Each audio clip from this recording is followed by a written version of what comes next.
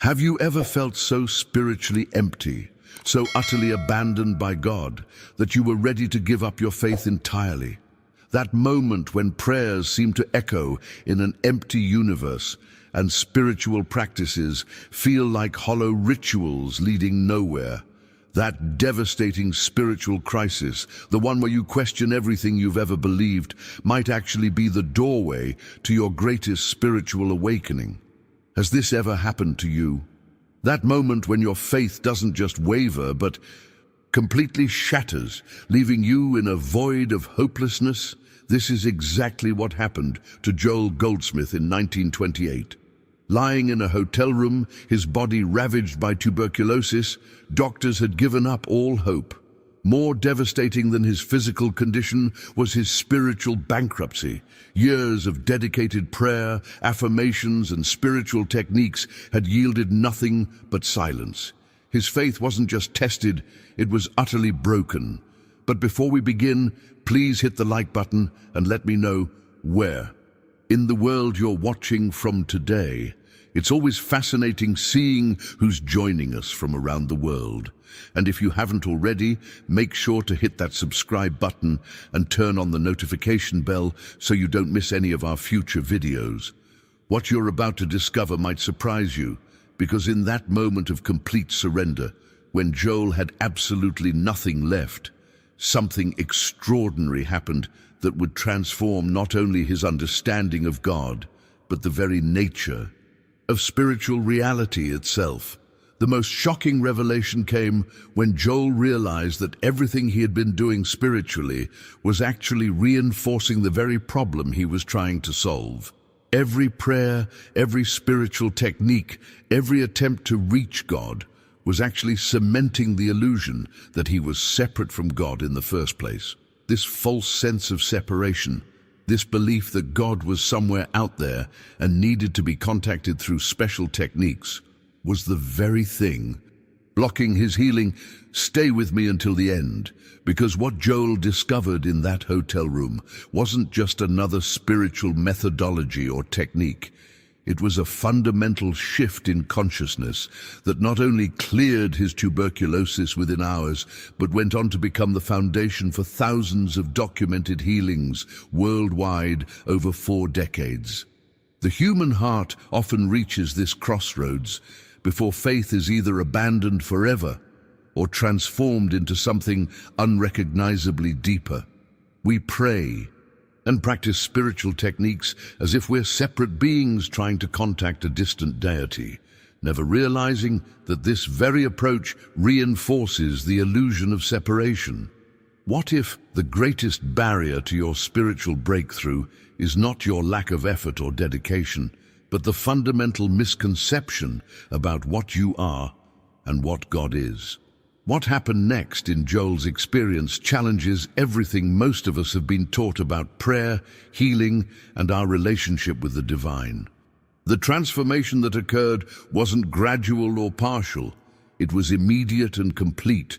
But to understand how this is possible, we need to examine the radical shift in perspective that occurred in his consciousness that night. If these insights about our true spiritual identity resonate with you, subscribe to join our community of spiritual explorers. We dive deep into transformative principles that have changed thousands of lives across the world. Joel's revelation that night was so profound it shattered the very foundation of spiritual practice as he'd known it.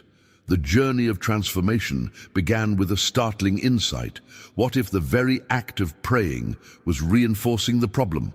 Think about it.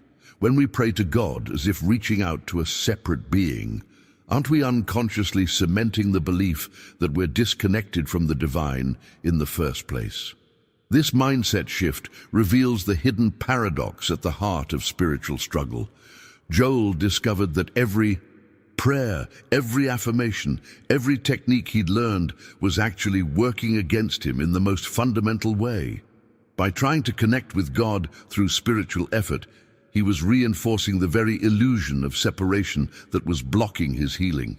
The painful recognition of false identity strikes at the core of our spiritual understanding. We've been taught to pray as if we're here and God is there, as if we're separate entities trying to establish communication across some cosmic divide. But what if this premise is fundamentally flawed? What if the consciousness reading these words right now, your awareness, your being, is itself the presence of God? This revolutionary perspective completely transforms how we understand prayer and spiritual practice. The problem isn't that God won't heal you or answer your prayers.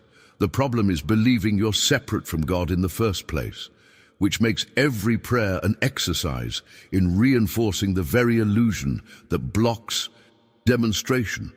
The impact of this revelation goes beyond intellectual understanding.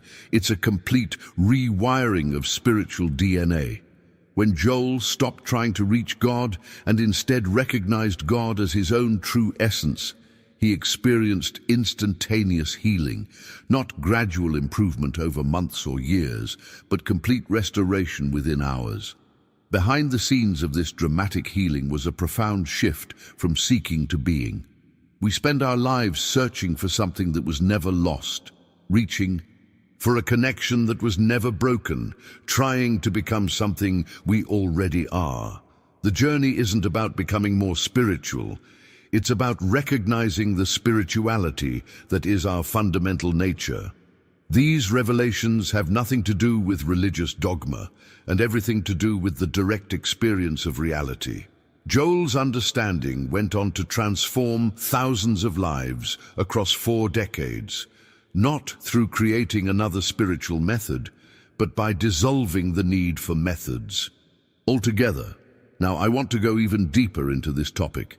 If the consciousness experiencing these words right now is itself divine presence, what does this mean for our understanding of identity?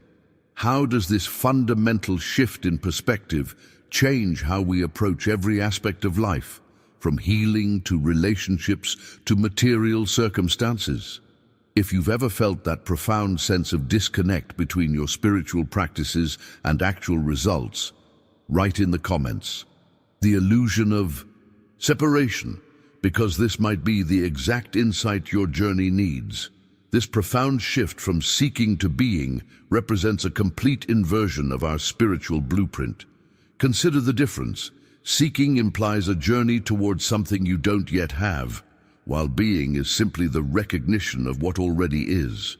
This mindset transformation is the threshold many encounter just before faith either collapses entirely or undergoes radical renewal.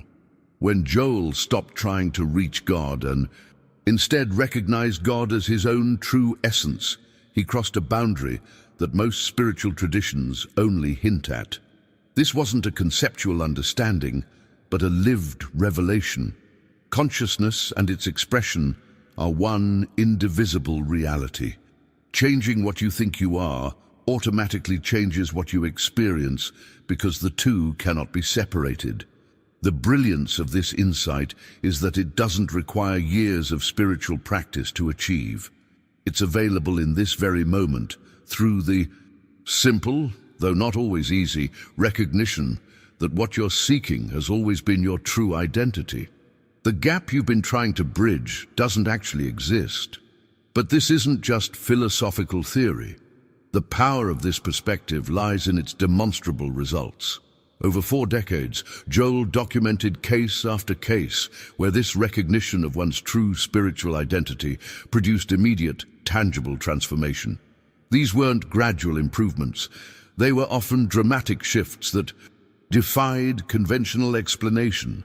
A woman diagnosed with terminal cancer was told to prepare for death. Through recognizing her true spiritual identity beyond the physical body, she experienced complete healing within weeks. A businessman facing bankruptcy applied this principle and watched his company transform into unprecedented success. Relationships thought beyond repair blossomed into deeper connection than ever before. The hidden truth in each of these journeys was the same. Problems exist only in the belief that you're a separate person struggling against circumstances. When you recognize yourself as divine consciousness expressing as human experience, the problems dissolve, because the one who seemed to have them never actually existed as separate from wholeness. These weren't isolated incidents or lucky coincidences, but natural results of understanding your real nature. This principle worked with such mathematical precision that Joel could predict the outcomes with remarkable accuracy. The core revelation was always the same. Consciousness aligned with truth automatically demonstrates harmony. The fascinating aspect is how this understanding transcends traditional religious boundaries. It doesn't matter what faith tradition you come from, or even if you come from none at all. The principle operates at the level of consciousness itself, making it accessible to anyone willing to question their fundamental assumptions about identity. Let's explore how this recognition manifests in practical reality. If you are not a human being, occasionally having spiritual experiences, but spiritual being constantly having human experiences, how does this reframe every challenge you face? If you've had a moment where you glimpsed this shift in perspective, even briefly, write in the comments, "I am not seeking, I am being." And let's continue this exploration together. This perspective revolutionizes how we approach every challenge in life. When we examine the nature of problems closely, we discover something remarkable. Problems exist only in the belief that we're separate from divine reality. This isn't abstract philosophy, but practical insight that transforms our daily experience. Consider what happens when you face a health crisis, financial strain, or relationship difficulty. Conventional wisdom says you must overcome these obstacles through effort, strategy, and persistence. But Joel's revelation suggests something radically different: the very foundation of these problems is the belief that you're a separate individual struggling against external circumstances. The breakthrough moment in your spiritual journey often comes with this profound revelation. When you recognize yourself as divine consciousness, expressing as human experience, problems begin dissolving, not because circumstances magically change, but because the person who seemed to have those problems never actually existed separately from wholeness. Subscribe to continue this journey of spiritual discovery with us. Each video explores profound truths that bridge the gap between ancient wisdom and practical transformation in daily life. This isn't positive thinking or manifestation techniques. It's a fundamental shift in identity. The exact realization that transformed everything for Joel was deceptively simple, yet revolutionary. I am not a human being trying to become spiritual through effort and practice. I am spiritual being expressing as human experience right now. The implications of this mindset revolution are staggering. If you're already spiritual being, if that's your fundamental nature, then the entire spiritual journey transforms. You're not working to achieve something you don't have. You're simply removing the barriers to recognizing what you already are. The veil between you and your true identity is nothing more than belief in separation.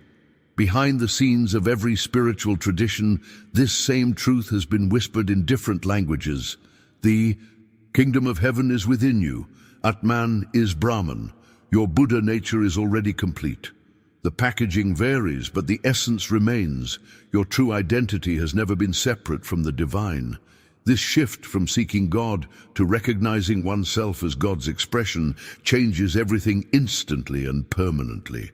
It's not that circumstances magically conform to your wishes, but rather that you stop identifying with the limited self that seemed to be at the mercy of circumstances.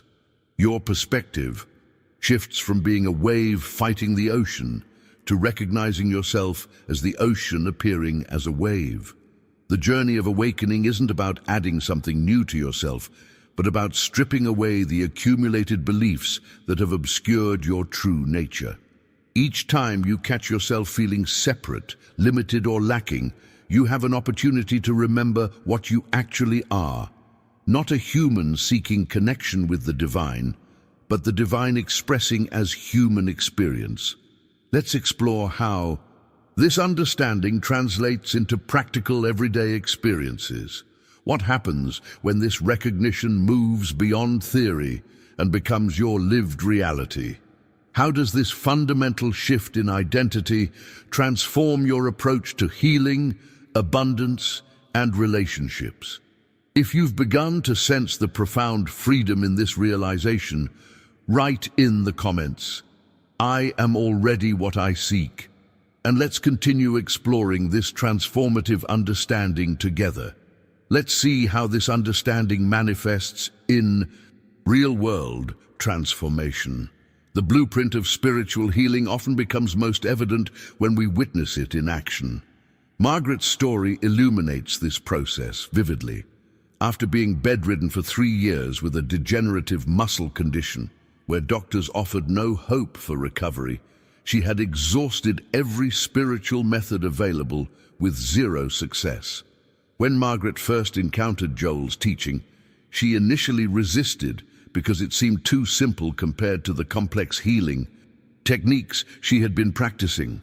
Her resistance reflects our common tendency to believe that profound transformation must require elaborate methods or intense effort. The breakthrough in her healing journey arrived during a quiet morning when she stopped trying to heal her body and simply rested in the truth of her spiritual identity beyond physical form. The revelation for Margaret wasn't that she was a person with a diseased body asking God for healing, but that she was God's own consciousness expressing perfectly, and her body was simply the reflection of that perfect spiritual reality that had never been sick or limited. The mindset revolution happened at the level of identity, not technique. Within 6 months, Margaret wasn't just walking perfectly, she was teaching this principle to others with remarkable success. Her recovery wasn't gradual improvement over time, but a fundamental shift in her understanding of what she actually was. The body responded to this change in consciousness because matter always reflects the level of spiritual understanding we demonstrate consistently. Margaret later said the hardest part wasn't learning the principle, but accepting that she had always been perfect spiritual being. The illness existed only in false human belief, not in her true identity as God's consciousness. This same principle transforms every dimension of human experience, including material circumstances. Robert, a successful lawyer, found himself facing complete financial ruin after losing everything in a market crash. His situation appeared absolutely hopeless as he attended Joel's classes, desperate for a miracle. Instead of techniques for attracting money or manifesting wealth, Joel taught him to recognize his true identity as the very source and substance of all supply and expression. Robert's transformation began when he stopped seeing himself as a person lacking money and started recognizing himself as infinite abundance appearing in human form.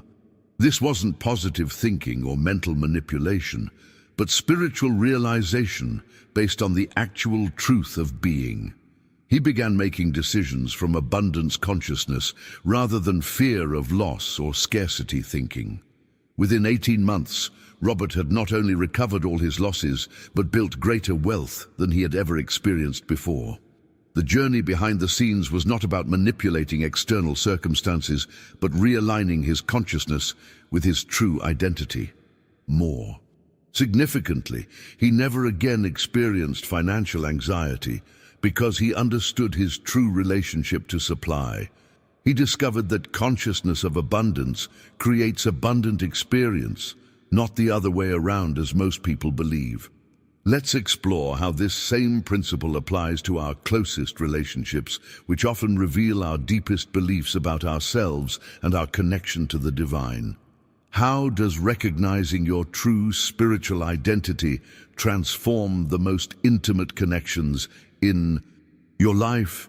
If you've experienced a moment when shifting your consciousness transformed your circumstances, write in the comments, "Consciousness creates experience," and I'd love to hear about your breakthrough moment. The landscape of our relationships often reveals our deepest spiritual beliefs more clearly than anything else. Sarah's story illuminates this truth perfectly. After 20 years of marriage, she faced what appeared to be irreparable damage. Her husband's betrayal had completely destroyed her happiness and sense of self-worth, leaving her convinced that her pain was entirely caused by his actions. Through Joel's teaching, Sarah discovered something that revolutionized her understanding of love and relationships. She realized that trying to get love from another person, making her happiness dependent on her husband's behavior, was the very thing keeping her from experiencing the infinite love that was already her essence. The breakthrough insight wasn't about fixing her husband or salvaging the marriage through techniques or communication strategies. It was the profound recognition that she wasn't a person lacking love, but love itself, expressing through individual being.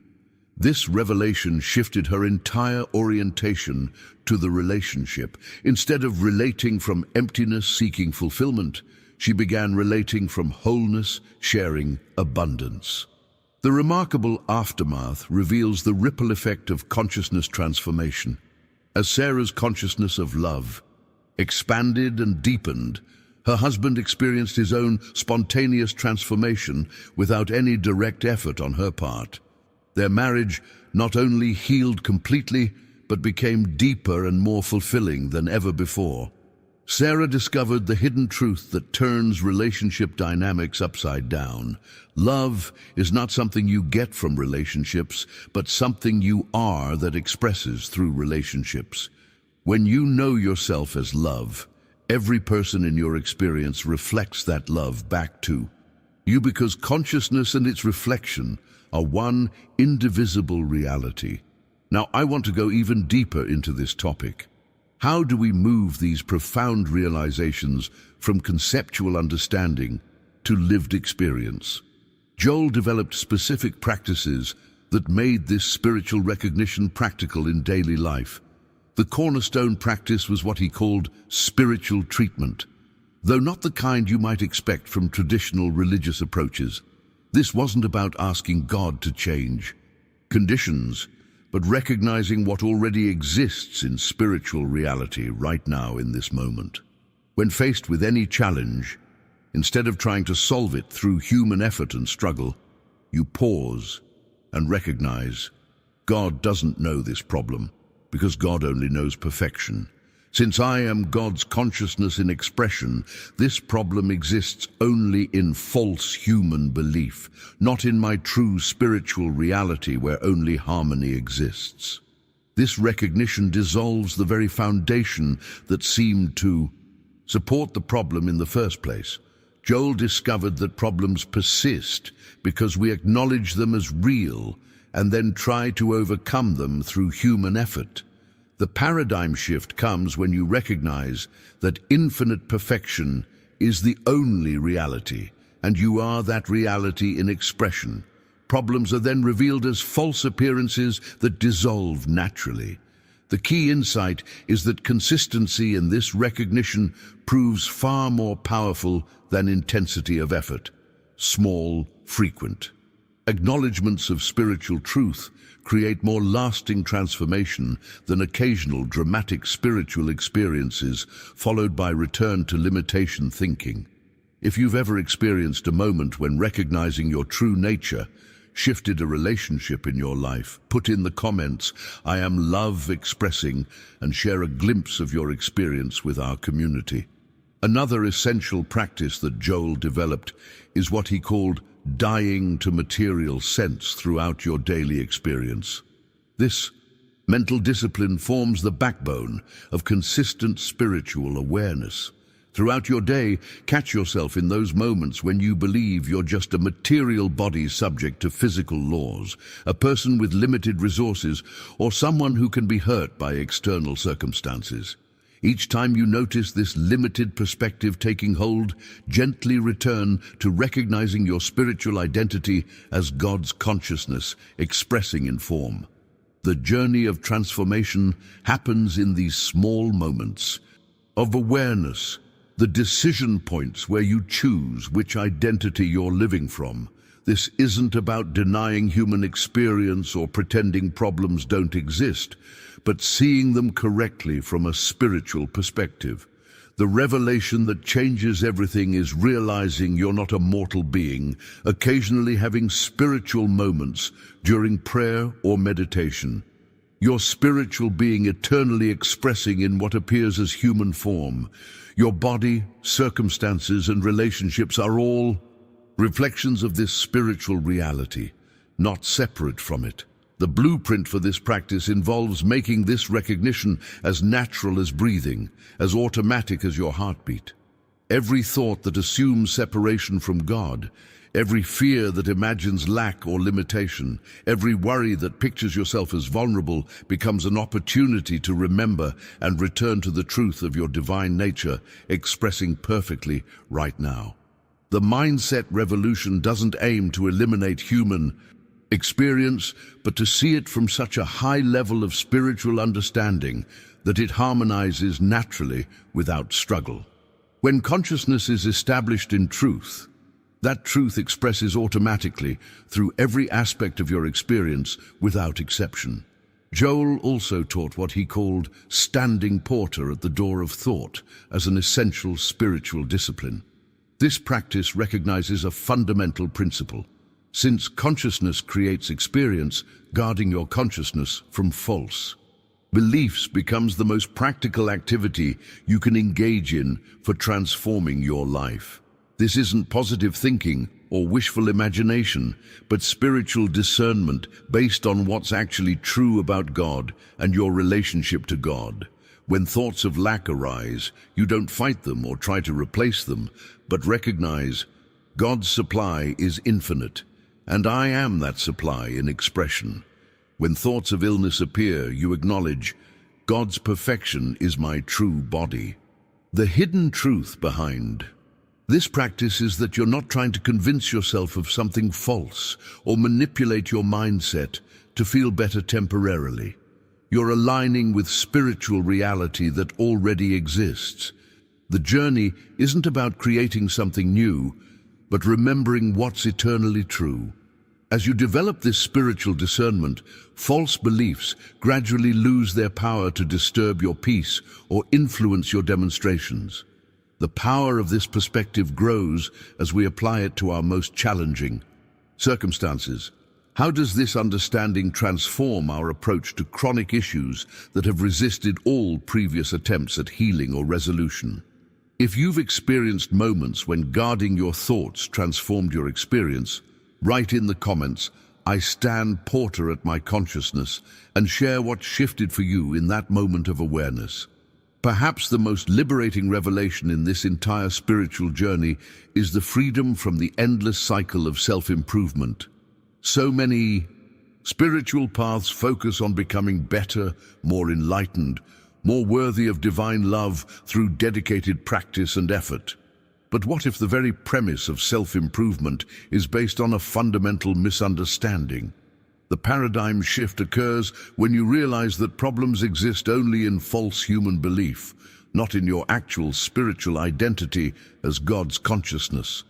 This understanding dissolves the guilt, fear, and burden of trying to heal or improve yourself through spiritual practice.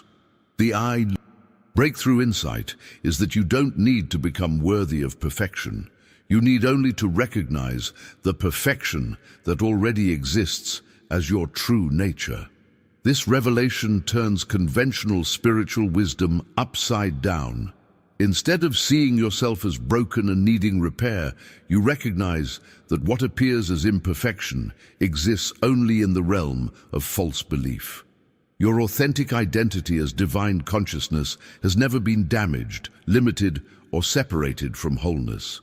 The mental framework that emerges from this understanding is radically different from most spiritual approaches. Healing happens naturally when you stop believing there's anything that needs healing. Demonstration occurs effortlessly when you stop trying to demonstrate and simply be what you already are. infinite perfection in expression. Joel emphasized that spiritual work isn't about changing yourself, but about recognizing what you've always been beneath all human concepts and beliefs. The moment you truly accept your divine nature, every area of your life begins reflecting that acceptance through harmonious experience. The journey culminates in what Joel described as the ultimate recognition, the final transformation before faith is either completely lost or profoundly renewed. This is the recognition that you are not seeking God because you are not separate from God. You are God's own consciousness, appearing as individual being, expressing perfectly in every moment regardless of external appearances or temporary human conditions that suggest otherwise. This revelation doesn't require faith, belief, or spiritual effort to make it true. It requires only the willingness to stop believing in separation and to acknowledge what has always been true.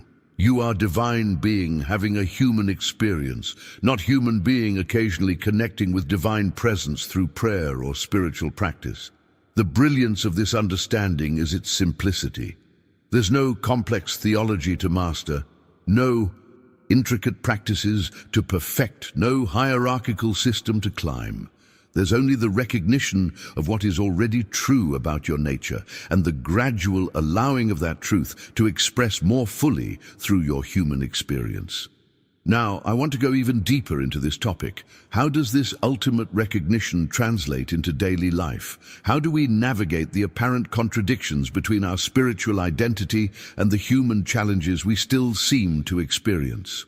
What happens when we embrace this understanding not just intellectually, but as our lived reality, moment by moment?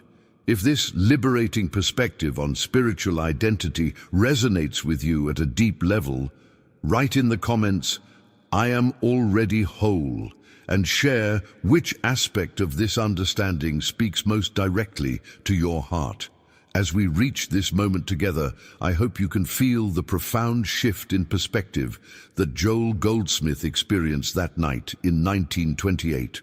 The realization that you're not separate from the divine isn't just another spiritual concept, it's the foundation for a completely transformed life experience. It's the recognition that changes everything. If these ideas have resonated with you today, I'd love to continue this journey together. Subscribe to our channel for more explorations of transformative spiritual insights that cut through conventional thinking and reveal the deeper truths of our existence. Each week, we dive into these profound understandings that have the power to completely reshape your experience of life, healing, and spiritual identity. I've found that these principles become even more powerful when shared in community.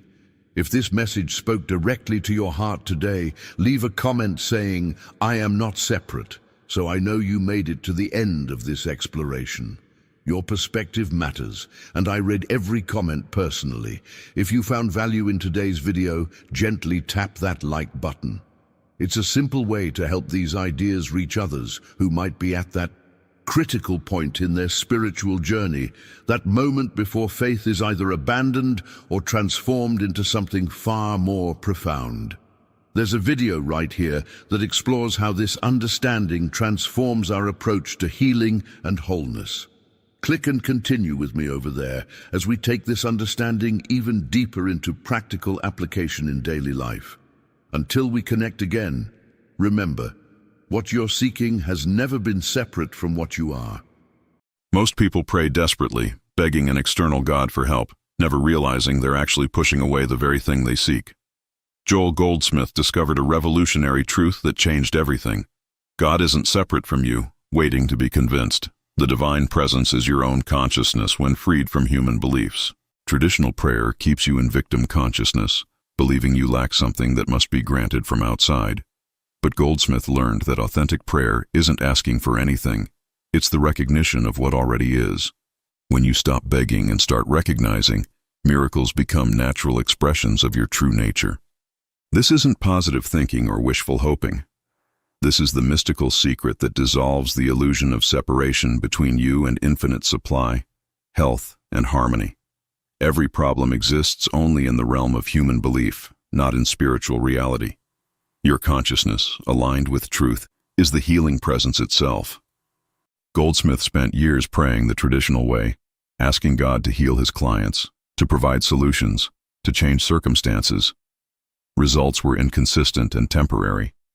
Then came the breakthrough that revolutionized spiritual healing. He stopped asking God to do something and started recognizing what God already is. In that moment of recognition, healings became instantaneous and permanent. Not because God finally decided to act, but because Goldsmith stopped interfering with divine action through his human concepts of lack, limitation, and separation. The healing presence was always there, waiting for recognition, not supplication.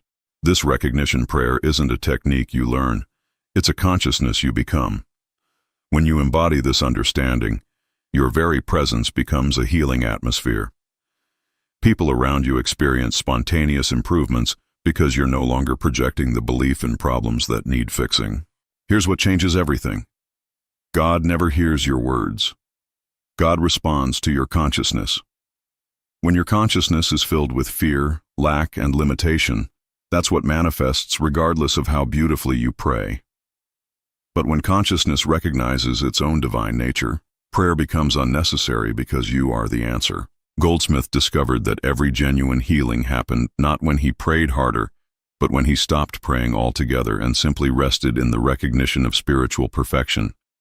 In that silence, the human sense of problems dissolved, revealing the harmony that was always present beneath the illusion. This isn't about believing in God. It's about recognizing that the I that is conscious right now is God expressing as individual being. You don't have to become spiritual. You are spiritual.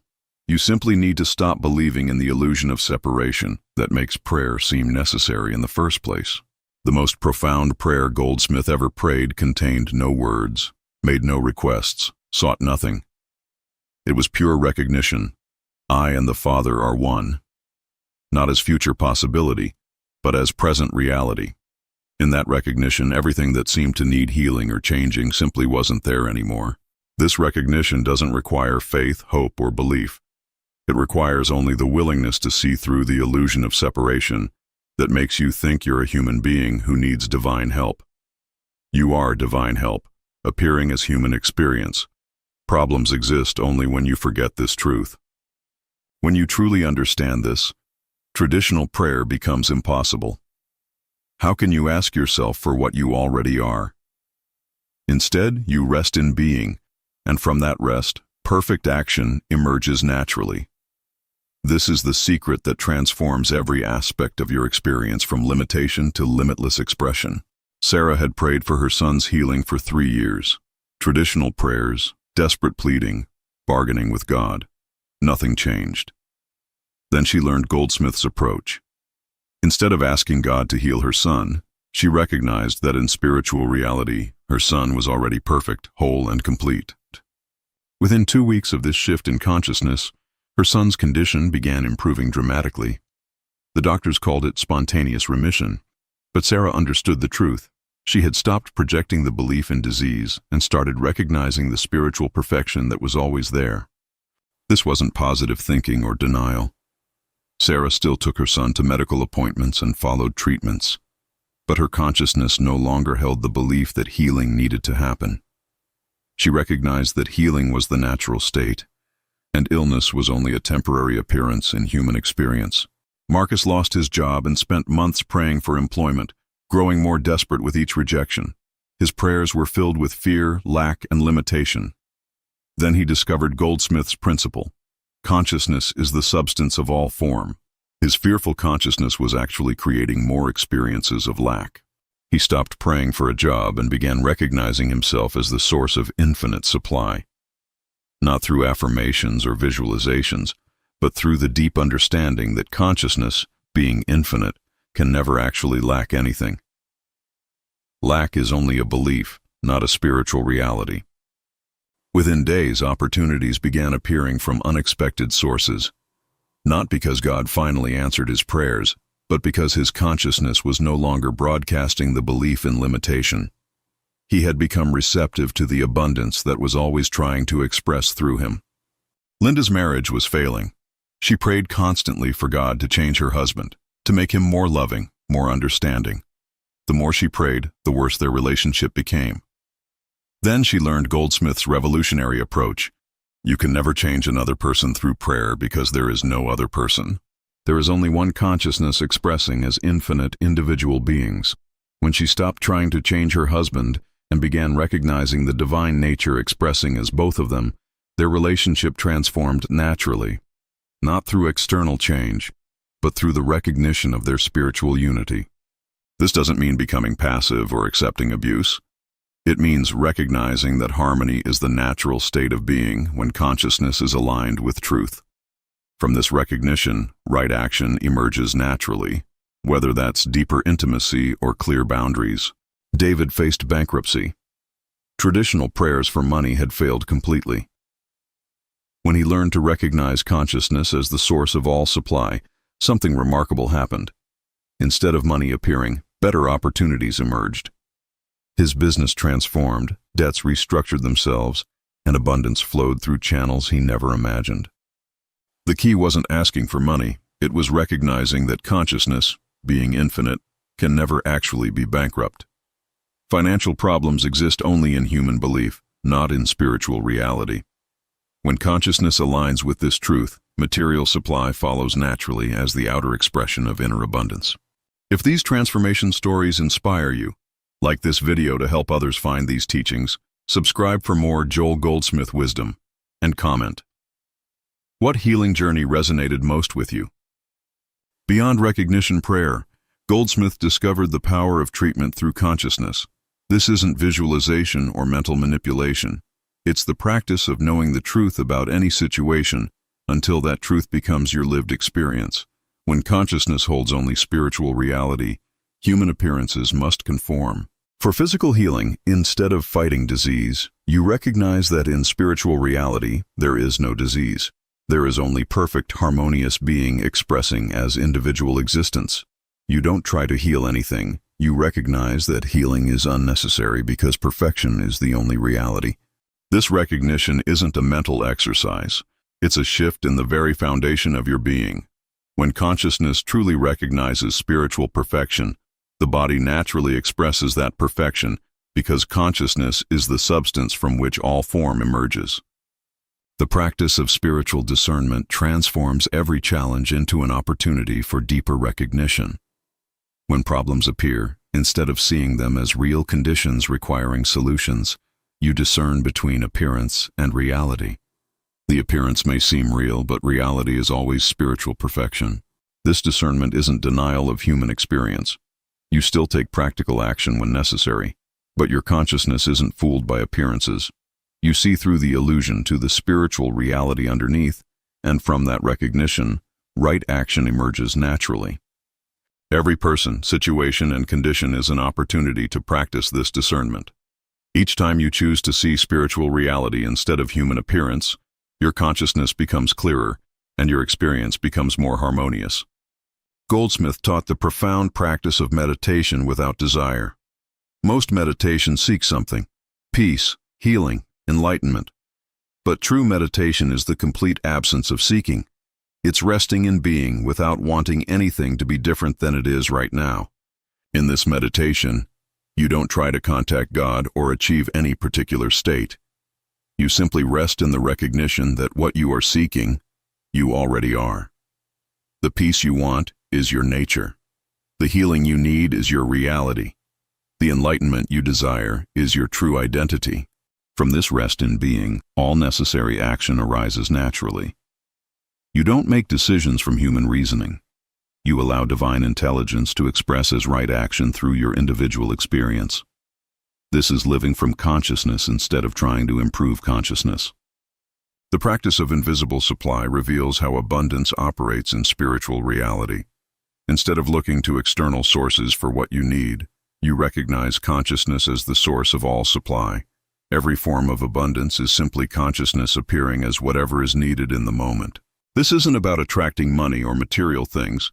It's about recognizing that consciousness, being infinite, contains within itself everything necessary for harmonious expression. When you need something, instead of looking for it externally, you recognize it as already present in consciousness. This recognition often brings supply through unexpected channels. Not because you attracted it, but because consciousness naturally expresses as whatever form is needed. Supply follows recognition, not human effort or manipulation.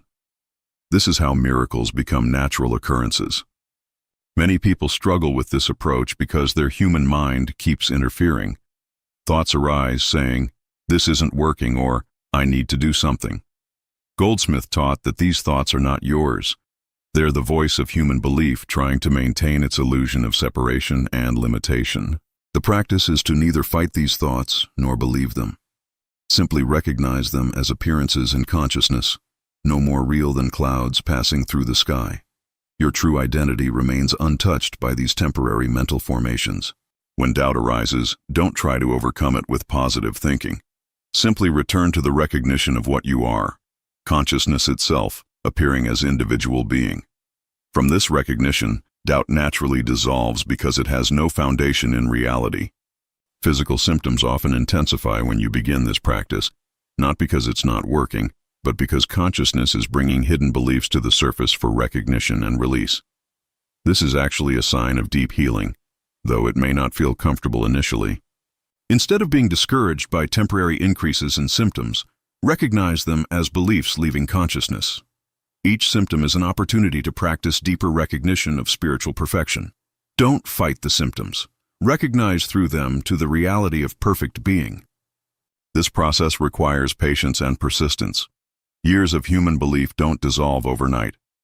But each moment of recognition, regardless of how brief, establishes your consciousness more firmly in spiritual reality. Healing is happening even when appearances suggest otherwise.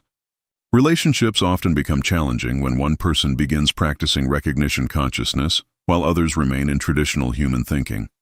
Family members may resist or misunderstand your new approach to life's challenges.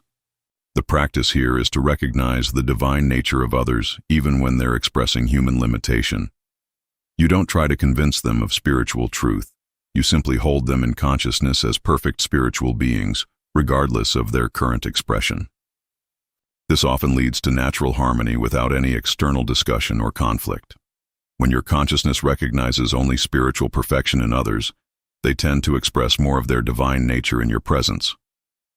Change happens through consciousness, not through human persuasion. Financial challenges persist for some because they're trying to use spiritual principles to get material results, which keeps them trapped in human consciousness. True spiritual supply isn't about getting money.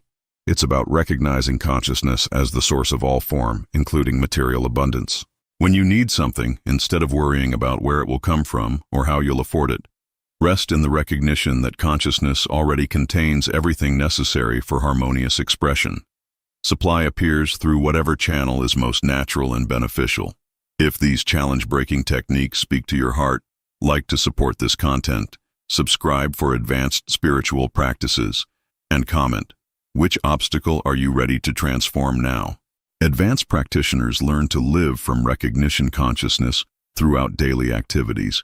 Instead of moving through your day as a human being trying to be spiritual, you recognize yourself as spiritual being appearing as human experience.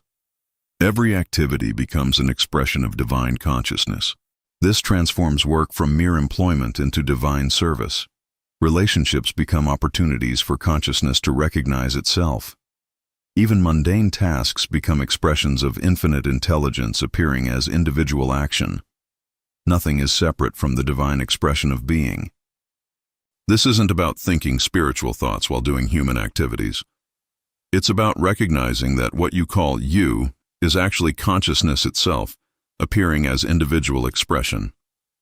From this recognition, all activity becomes harmonious because it's sourced in divine intelligence. Healing others becomes effortless when you understand that there is no other to heal. There is only one consciousness expressing as infinite individual beings. When someone appears to need healing, you recognize the spiritual perfection of your shared being, and that recognition is the healing. You don't send healing energy or pray for their improvement. You simply rest in the recognition that in spiritual reality, they are already perfect, whole, and complete. This recognition in your consciousness appears as healing in their experience because consciousness is indivisible. This approach works regardless of physical proximity. Distance is only a concept in human belief, not a reality in consciousness. When consciousness recognizes spiritual perfection, that recognition expresses as healing wherever it's needed, because consciousness is everywhere present. Business and career transform when conducted from recognition consciousness instead of human ambition. Instead of trying to succeed or avoid failure, you recognize consciousness as the intelligence expressing through all genuine activity. Success becomes the natural expression of divine intelligence. This doesn't mean becoming passive or avoiding practical action. It means taking action from recognition rather than from fear or desire. When consciousness recognizes its own infinite intelligence, right action emerges naturally, leading to harmonious results. Competition disappears because you recognize consciousness as the source of all genuine activity. What benefits one expression of consciousness benefits all. Cooperation becomes natural because you recognize your essential unity with everyone and everything in your business environment. Parenting from recognition consciousness transforms both you and your children. Instead of trying to control or improve their behavior, you recognize their spiritual perfection. This recognition creates an atmosphere where their divine nature naturally expresses more consistently. You still provide guidance and maintain appropriate boundaries, but from recognition rather than fear. Your consciousness, resting in spiritual truth about your children, becomes the healing influence that supports their natural development and expression of divine qualities. This approach often produces remarkable changes in children's behavior and development, not through external manipulation, but through the recognition of their true nature. Children are naturally responsive to consciousness that recognizes their divine identity. Complete transformation occurs when recognition becomes your natural state, rather than a practice you do. You no longer shift from human consciousness to spiritual consciousness. You simply rest in the recognition of what you've always been, consciousness itself. From this recognition, life becomes effortless, not because challenges disappear, but because consciousness meets every appearance with appropriate action sourced in divine intelligence. You don't overcome problems. You recognize through them to the spiritual reality that dissolves them. This is not a perfect human life. It's the recognition that perfect spiritual being is expressing as human experience. Every moment becomes an opportunity for deeper recognition and more harmonious expression of divine consciousness. The ultimate realization is that there was never anything wrong that needed fixing, no one separate who needed healing, nothing missing that required supply. These were all appearances in consciousness, like dreams that seem real until awakening reveals their illusory nature. You don't become spiritual through this practice. You recognize the spiritual nature that you've always been. Problems don't get solved. They're revealed as having no foundation in reality. Healing doesn't happen. The illusion of disease is seen through to the spiritual perfection that was never actually disturbed. This recognition doesn't make you indifferent to human experience. Instead, it makes you infinitely compassionate because you see through all appearances of limitation to the divine nature that is everyone's true identity. Living this understanding daily requires no effort because it's not something you do. It's the recognition of what is. Every person you meet is consciousness recognizing itself. Every situation is consciousness expressing as experience. Every challenge is an invitation to deeper recognition. Prayer becomes unnecessary because you are the answer to every prayer. Seeking ends because what you sought, you are. Healing is recognized as the natural state, and disease as temporary appearance. Supply is recognized as consciousness itself, and lack as impossible illusion. This doesn't make you superhuman. It reveals your true nature as spiritual being expressing in human form. From this recognition, miraculous becomes natural, and natural becomes expression of infinite divine intelligence appearing as your individual experience. Joel Goldsmith's ultimate teaching is beautifully simple. You are not a human being having spiritual experiences. You are a spiritual being having human experiences. This recognition transforms everything while changing nothing, because what you are seeking, you already are. Stop praying to God and recognize yourself as the divine presence you are seeking. Stop asking for healing and recognize yourself as wholeness itself. Stop looking for supply and recognize consciousness as infinite abundance expressing as your experience. This is not the end of your journey. It's the beginning of living from your true identity. Every moment offers the opportunity to recognize more deeply what you are and to express more fully the divine consciousness that is your real nature. If your spiritual understanding expanded through these Joel Goldsmith secrets, like this video, subscribe for more transformative teachings, and comment, "I am transformed," to confirm your new path. In his final years, Joel Goldsmith delivered a warning so urgent that many who heard it felt their entire spiritual foundation shake. This wasn't about theology or religious debate.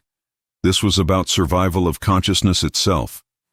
What he revealed challenges everything you've been taught about protection, safety, and spiritual power in these accelerating times. Most people are walking through life completely unaware of the invisible forces shaping their reality. They pray for protection while remaining spiritually defenseless. They seek safety in rituals while ignoring the one truth that actually shields consciousness. Joel's final warning wasn't given to frighten you, but to awaken you to your true nature before circumstances force that awakening. The warning Joel left wasn't pessimistic. It was brutally honest about what happens when humanity forgets its divine identity.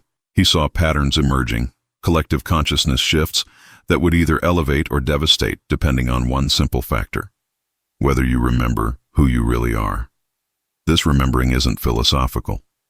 It's the difference between being tossed by every storm or standing unmoved in your true spiritual ground. Joel observed something troubling in his final teachings. Spiritual students were becoming more dependent on external practices rather than internal realization. They collected techniques like armor, not understanding that true protection comes from a completely different source. He watched as fear-based spirituality grew stronger, while consciousness-based truth grew dimmer in human awareness. His warning was specific. A time is coming, perhaps already here, when external circumstances will test every soul's foundation. Those standing on religious beliefs will find those beliefs insufficient. Those relying on positive thinking will discover thoughts alone cannot sustain them. Only those who've realized their identity as consciousness itself will have the stability to navigate what's emerging in our world. This wasn't about predicting catastrophe. Joel simply recognized that humanity faces a choice point. Either we awaken to our divine nature now, through deliberate spiritual practice, or life circumstances will force that awakening through crisis. He preferred students choose the gentler path of conscious realization, rather than wait for forced awakening through difficulty and suffering. The core of Joel's final warning centers on one overlooked truth. You are not a person having spiritual experiences. You are spiritual consciousness appearing as a person. This isn't wordplay or philosophy. This is the fundamental recognition that changes everything about how you move through life, especially as external conditions become more chaotic and unpredictable. When you forget your true identity as consciousness, you become vulnerable to every suggestion, every fear, every collective panic that sweeps through humanity. You react to conditions as if they have power over you. You defend a false sense of self that was never real to begin with. Joel saw millions of people investing their entire spiritual practice in protecting something that doesn't actually exist. His warning was clear. The time for playing with spiritual concepts has passed. Now is the moment for genuine realization. Not understanding about consciousness, but living as consciousness. Not thinking divine thoughts, but recognizing yourself as divine awareness itself. This shift from intellectual knowledge to living realization is what Joel called the most urgent work of our time, and perhaps all time. Joel's final teaching pointed to a specific practice he considered essential for these times. He called it conscious awareness of presence, not God as separate from you, protecting you from outside threats, but God as your very consciousness, the awareness reading these words right now.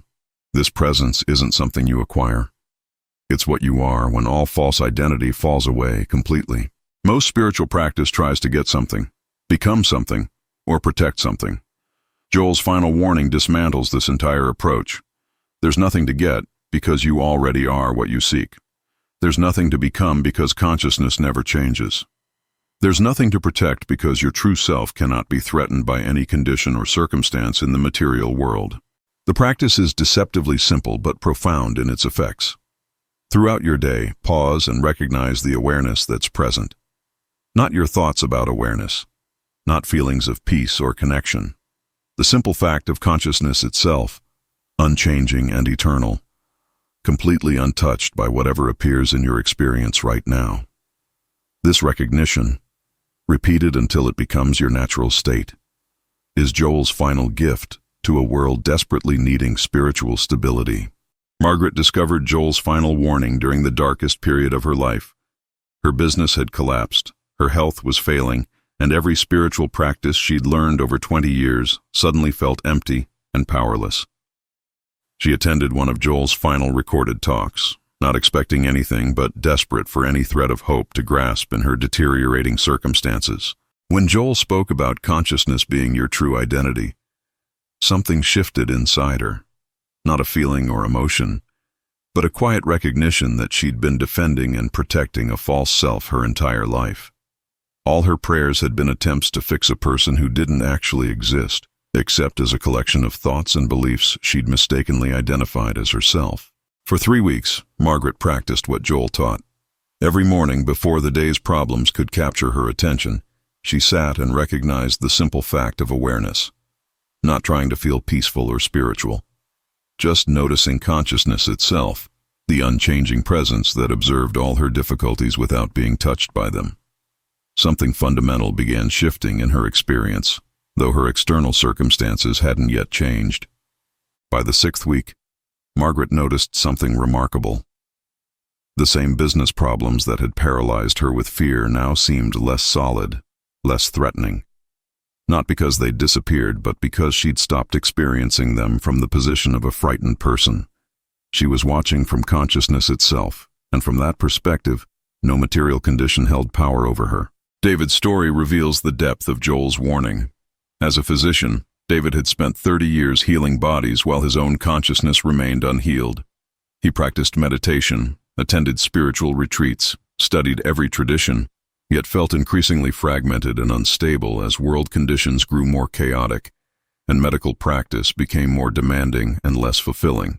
Joel's final warning hit David like lightning.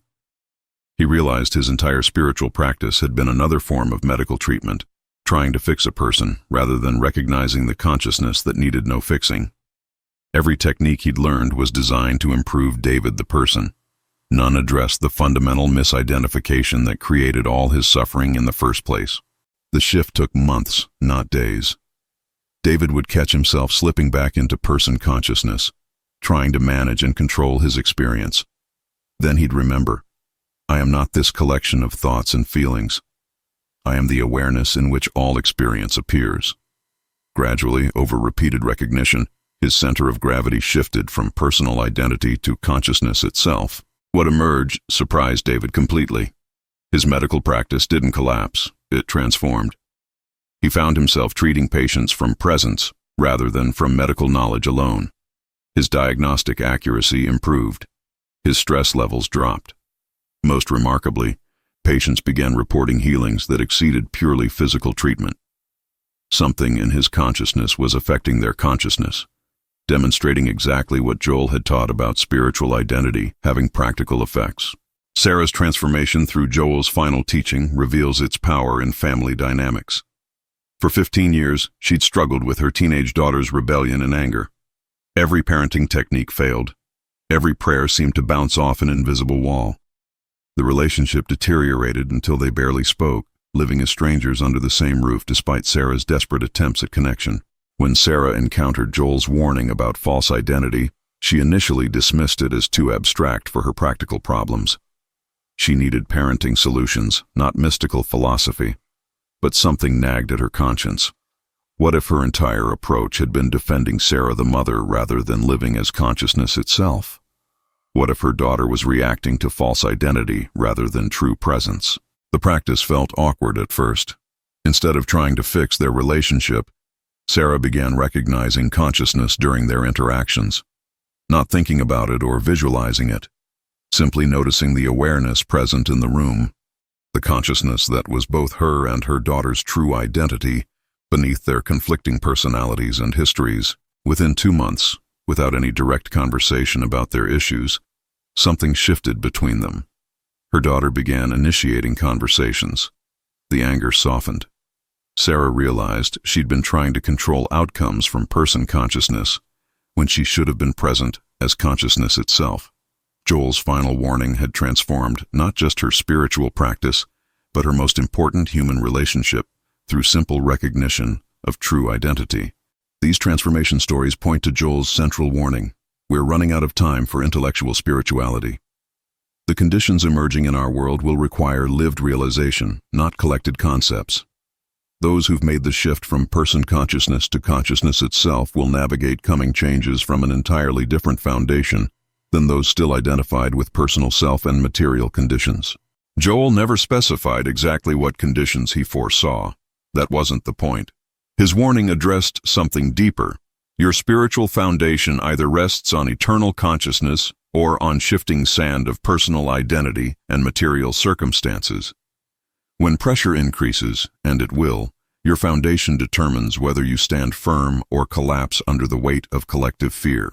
If these transformation stories inspire you to explore Joel Goldsmith's profound teachings, like this video to help others discover these crucial truths, subscribe for more life-changing spiritual wisdom and comment below. Which story resonated most deeply with your own spiritual journey right now? Beyond the basic practice of recognizing consciousness, Joel offered complementary techniques that deepen your stability and true identity. The first he called the practice of non-reaction. When circumstances trigger emotional response, pause before reacting. In that pause, recognize consciousness itself, the awareness untouched by whatever triggered you. This simple pause interrupts identification with person consciousness. Most spiritual seeking tries to change or improve conditions. Joel's complementary practice does something radically different. It recognizes that consciousness doesn't need conditions to change. Your true self remains complete, whether circumstances are pleasant or difficult. This recognition doesn't make you passive. It makes you responsive from wisdom rather than reactive from fear and personal identification.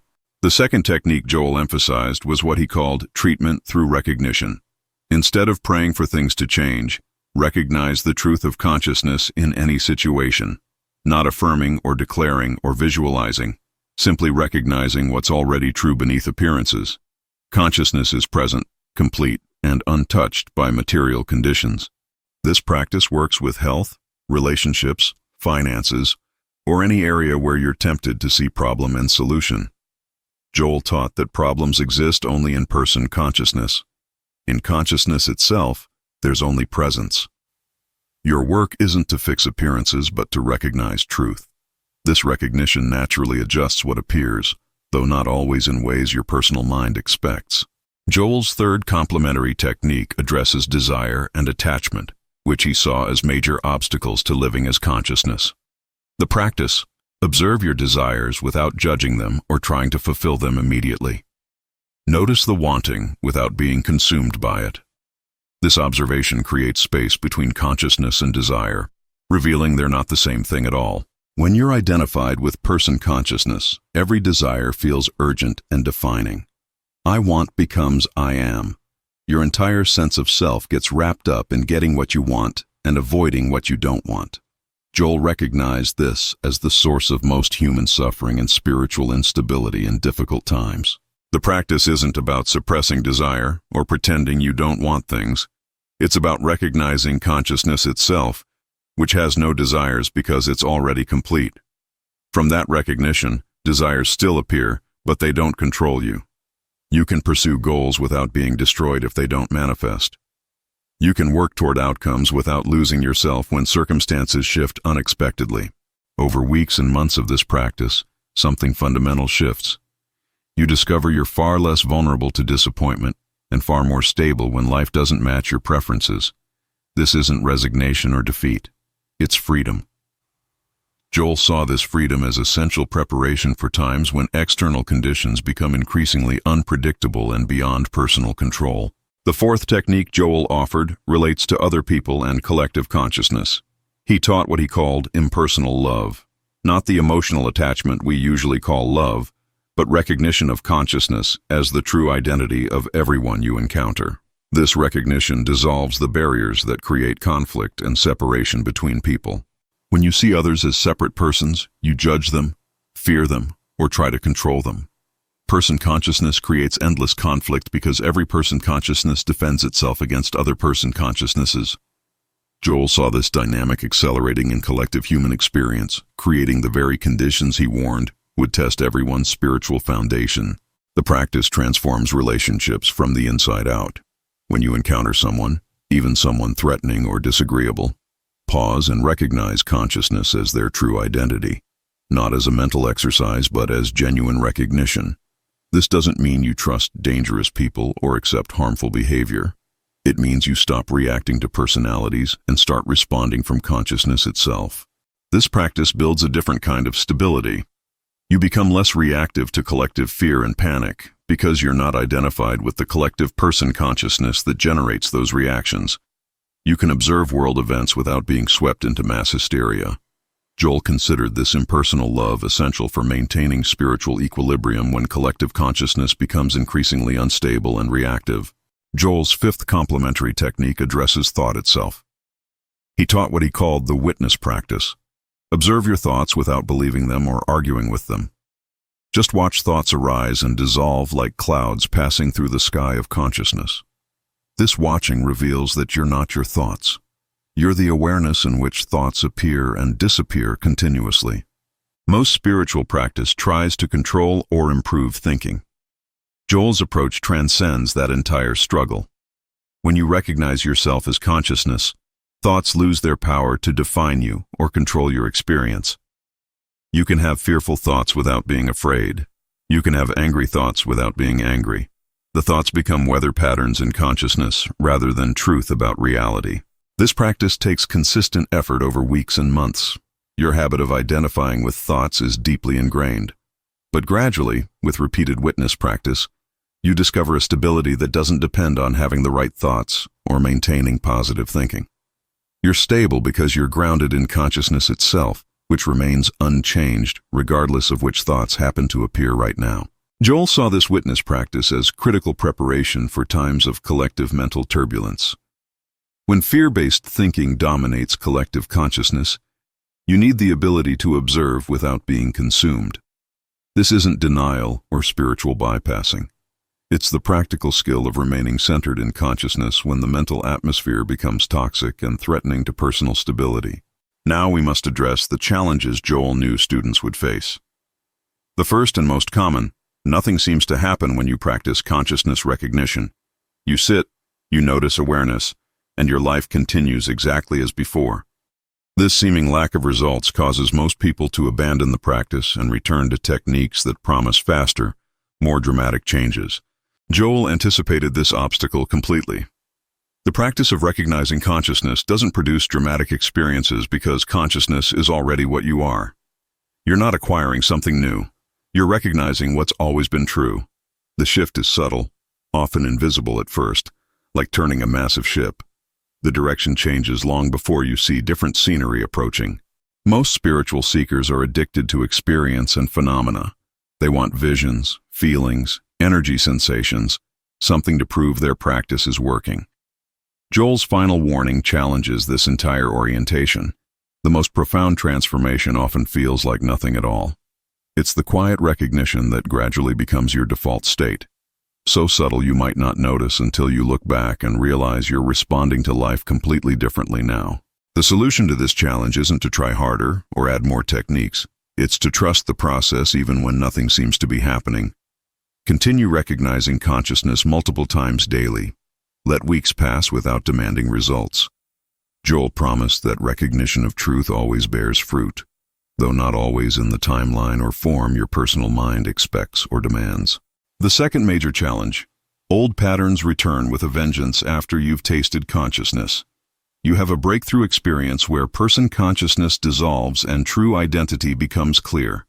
Then, days or weeks later, you're completely re-identified with personal self, caught in the same fears and reactions you thought you'd transcended forever.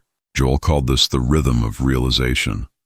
Consciousness recognition deepens through cycles of clarity and obscuration, not through linear progress. When old patterns return, it doesn't mean you failed or lost what you gained. It means you're in the natural rhythm of awakening, moving between person consciousness and consciousness itself until the latter becomes increasingly stable. The challenge is not taking these returns to old patterns as evidence that nothing real happened.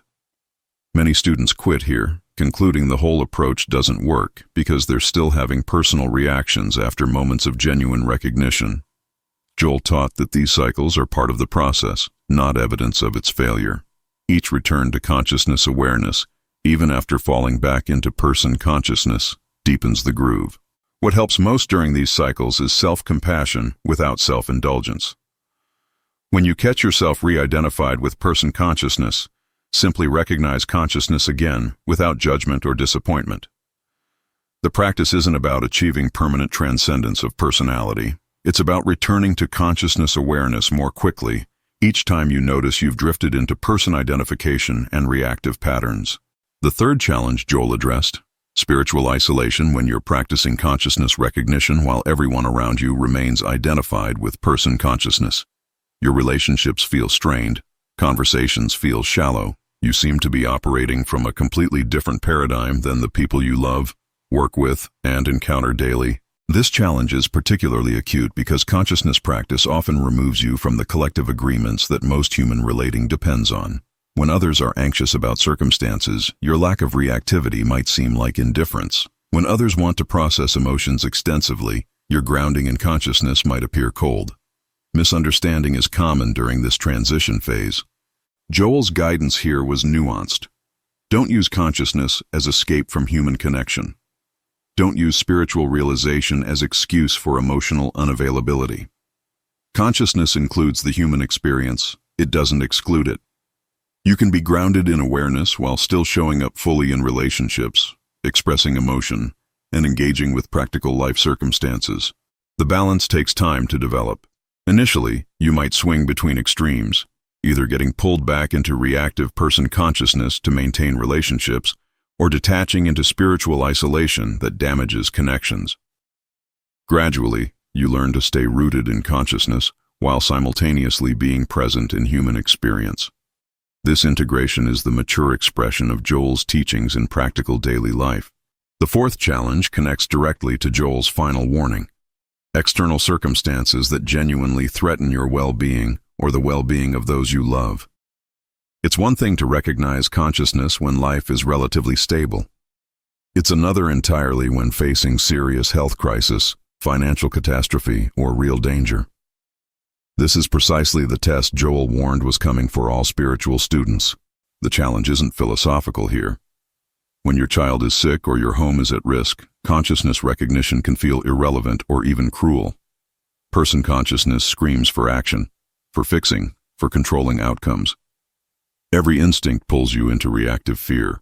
This is where Joel's final warning becomes intensely practical.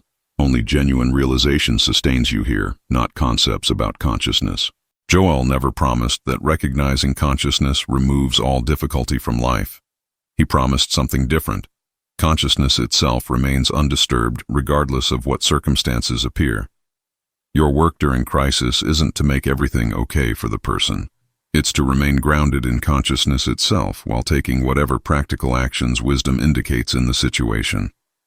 If these challenge-breaking insights resonate with your spiritual journey, like this video to support others finding Joel Goldsmith's profound wisdom, subscribe for advanced consciousness practices that transform real-life difficulties, and comment, which challenge are you actively working through right now?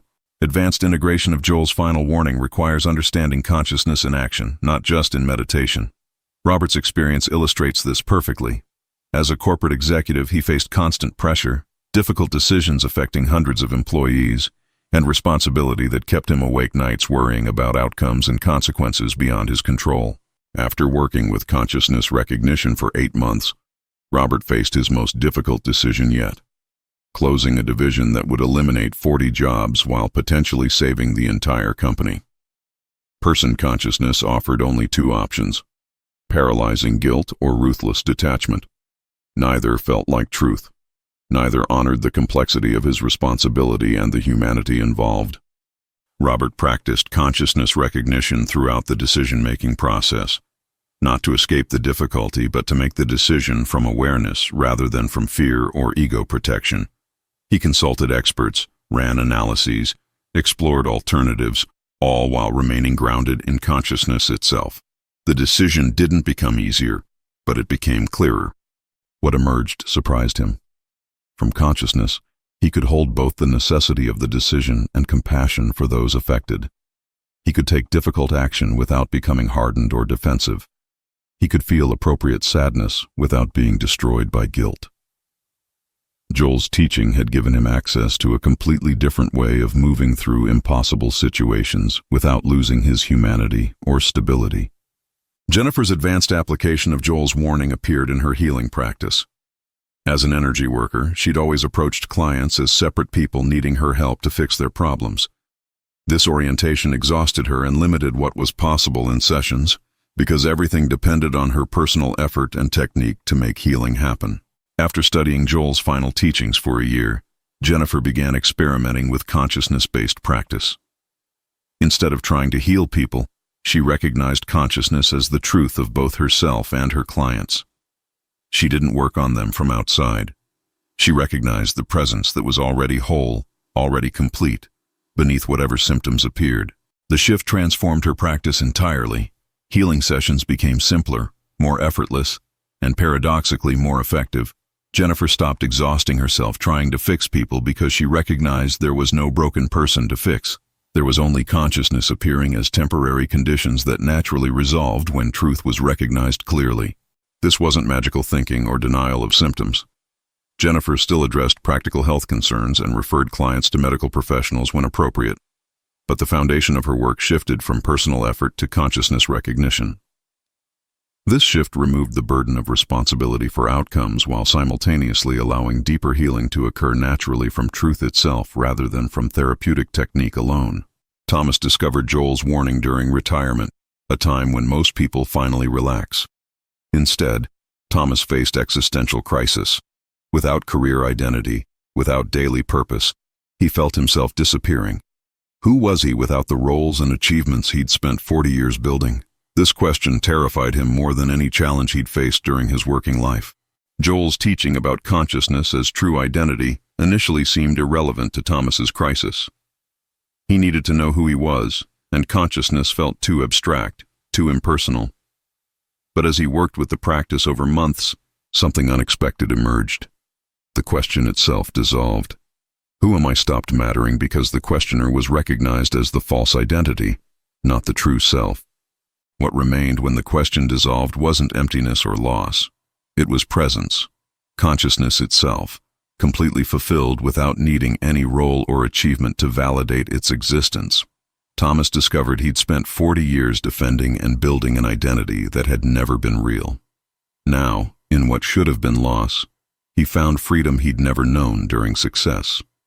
His retirement transformed from crisis to opportunity. Without person consciousness demanding constant validation through achievement, Thomas engaged in activities purely for their own sake. He volunteered, studied subjects that interested him, connected with people authentically rather than strategically. Joel's final warning had freed him from the exhausting work of being somebody, revealing the peace of simply being consciousness appearing as this particular life experience.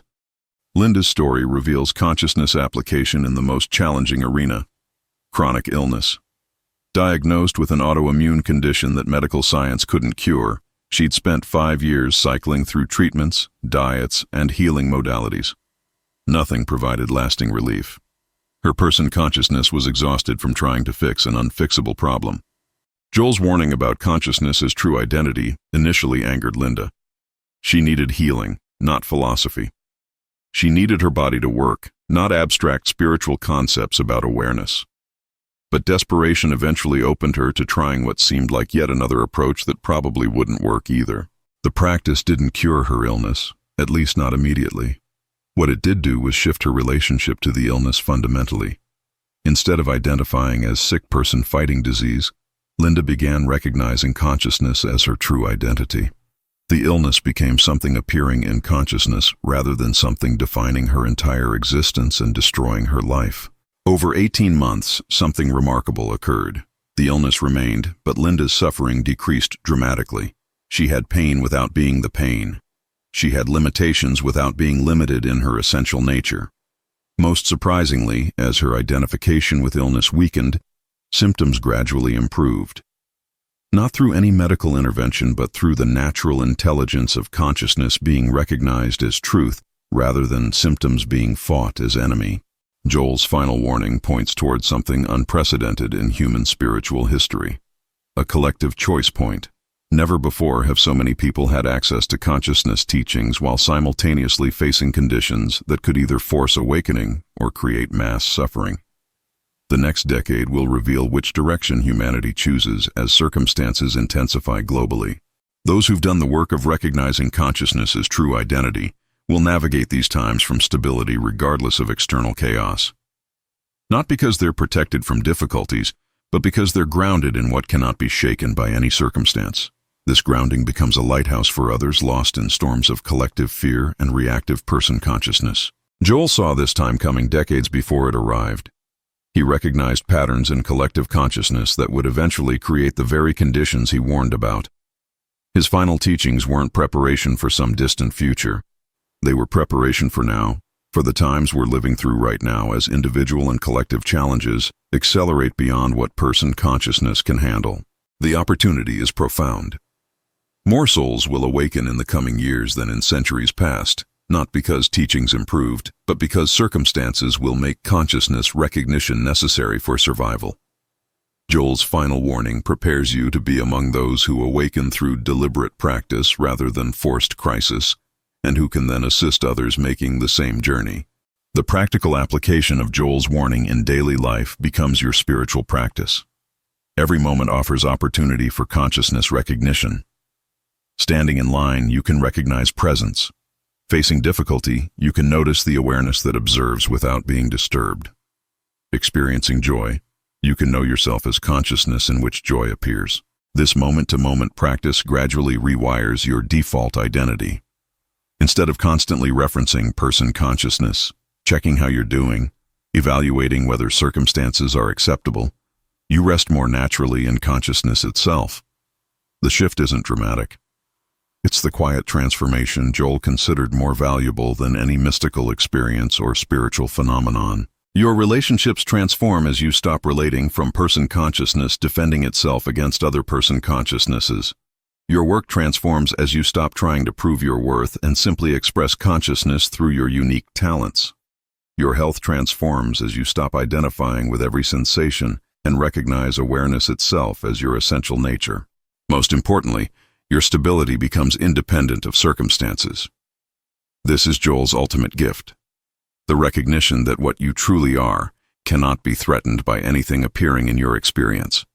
Not because you're protected by external force, but because consciousness itself remains unchanged by whatever appears within it. This recognition is the foundation that holds when everything else is shaking. Joel's final warning includes a timeline, though not the specific dates most people want. He indicated that the conditions he foresaw were already beginning in his lifetime and would accelerate progressively. Each generation would face intensified circumstances requiring deeper consciousness recognition. We are that generation. The acceleration he predicted is happening now around us. This isn't cause for fear, but for urgent action.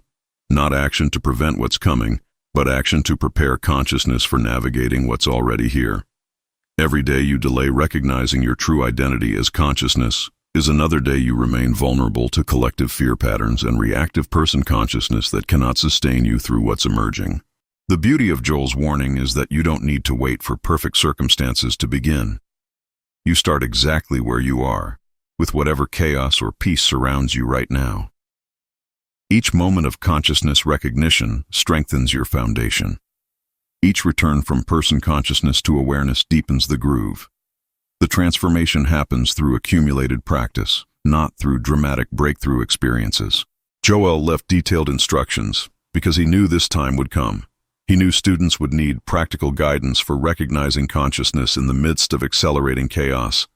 His final warning wasn't meant to frighten, but to prepare. Not prepare your circumstances, but prepare your consciousness for being the stable presence others will desperately need in times ahead. The ultimate understanding of Joel's final warning is this: you are consciousness itself, appearing temporarily as human experience. Everything you've been seeking spiritually is already what you are. Every protection you've been praying for is already your true nature. The work isn't to acquire consciousness, but to recognize what's always been true beneath mistaken identity. This recognition becomes your anchor when everything else is moving. When collective fear peaks, you remain grounded in consciousness. When circumstances seem impossible, you respond from awareness rather than from reactive person consciousness. When others panic, your stability becomes their refuge.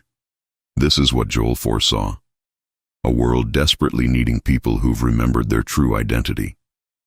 The time for casual spirituality has ended. The time for consciousness recognition has arrived. Not because some authority demands it, but because circumstances will increasingly require it. You can begin this recognition right now, this moment. Simply notice the awareness present as you read these words. That awareness is what you are. That consciousness is your true identity, unchanged by anything appearing in your experience. Joel's final gift was showing the path from person consciousness to consciousness itself. His final warning was about the urgency of walking that path now, not someday. The transformation of your identity from temporary person to eternal consciousness is the most important work you'll ever do. It's the foundation that holds when nothing else can. It's the truth that sets you free from every fear, every limitation, every false identity you've carried. If Joel Goldsmith's final warning has awakened something deep within you, like this video to help others discover these critical teachings before it's too late. Subscribe for profound spiritual wisdom that transforms consciousness itself, and comment "I am consciousness" to declare your recognition of true identity right now.